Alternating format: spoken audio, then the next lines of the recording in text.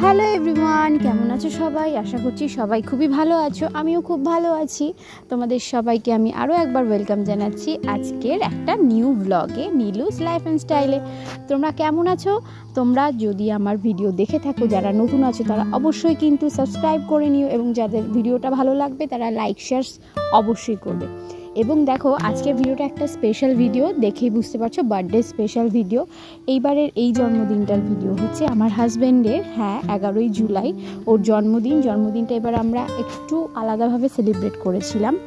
আসলে এবারের জন্মদিনে আমাদের ভেজ আইটেম ছিল, কেক ছিল ভেজ এবং থালাও ছিল ভেজ। তো সেখানে কি ছিল, কি করলাম সেগুলো সব তোমাদেরকে আজকে বলবো।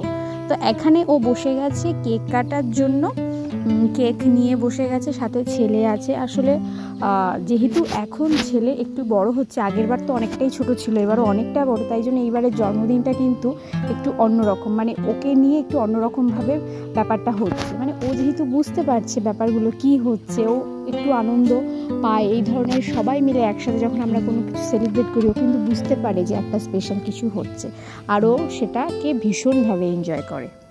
এখানে কেক কাটার সময় দেখো, কেকের দিকে হাঁ করে তাকিয়ে আছে আর বারে বারে চারিদিকে তাকাচ্ছে। আশেপাশে তো আমরা সবাই ছিলাম ভিডিওতে, যদিও তোমরা কাউকে দেখতে পাচ্ছ না, আরও দেখে দেখে হাসছে। আর এই যে কেক কাটা হলে দেখো, কেক খেতে গিয়ে কী খুশি, কেকের দিকে তাকিয়ে এমন করুণ দৃষ্টিতে, আহারে, মানে কতক্ষণ ধরে অপেক্ষা করে আছে কেকটা মুখে দেওয়ার জন্য। তো এই জিনিসগুলো ভীষণ ভালো লাগে। ও কিন্তু খাওয়া দাওয়া, ও মানে কাউকে কিছু খেতে দেখলেই হলো, সেটা ওর চাই। তো এখানে সবাই ওকে কেক খাইয়ে দিচ্ছে, ও সবাইকে কেক খাইয়ে দিচ্ছে। এটা আমার শাশুড়িমাকে কেক খাইয়ে দিচ্ছে। তো এরপরে আমরা চলে যাব খাওয়া দাওয়ার দিকে, আর দেখবো যে ভেজ থালিতে আমাদের আজকে বার্থডে ডিনার স্পেশাল কি মেনু আছে। তো জানো তো, এই দিনগুলো যে আসে, এগুলো একটা করে আসে, আবার একটা করে চলে যায়, আবার আমরা অপেক্ষা করে থাকি পরের বছর কবে আসবে। এই দিনগুলোই থেকে যায় আমাদের মনের মধ্যে স্মৃতি হিসেবে। আর এই ধরনের দিনগুলো সেলিব্রেট করতে কিন্তু সবার সাথে খুব ভালো লাগে। আসলে সেলিব্রেশনটা হচ্ছে একটা অজুহাত, সবাই মিলে একসাথে আনন্দে থাকা, কিছুটা সময় একসাথে সবাইকে নিয়ে আনন্দে কাটানো, এইটাই হচ্ছে আসল উদ্দেশ্য। তাছাড়া এটাই তো জীবন, তাই না? তো এই যে আমরা চলে এসেছি ভেজ থালা নিয়ে। আজকে ছিল ভেজ থালা ডিনারে। সেখানে কি আছে, প্রথমে এখানে দিয়ে দিচ্ছি, দেখতেই পাচ্ছ, লম্বা করে কেটে ভেজ বলছি কেন, বেগুন ভাজা। তারপরে দিয়ে দিলাম পটল ভাজা। তারপরে এখানে সাজিয়ে দিচ্ছি হচ্ছে কাঁকরোল ভাজা। অ্যাকচুয়ালি জন্মদিনে আমরা সবাই জানি যে বাঙালিদের নিয়ম অনুযায়ী 5 রকমের ভাজাটা কিন্তু মাস্ট।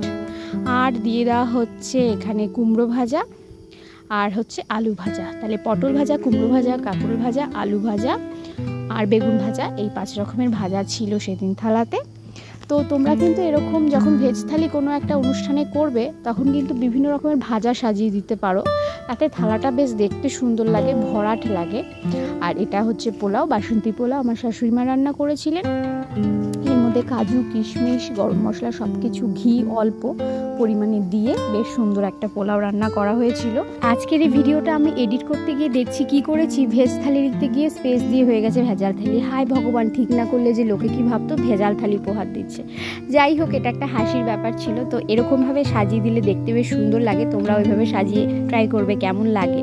আর এর সাথে ছিল হচ্ছে চাটনি, সেটা হচ্ছে আনারসের চাটনি। আর ছিল পনিরের একটা হোয়াইট পনিরের রেসিপি আমি করেছিলাম, মা করেছিল পোস্ত দিয়ে, এখানে হচ্ছে কি বলে একটা ঝিঙে, আর ছিল ডাল। তো এগুলোই ছিল আমাদের জন্মদিনের রেসিপি।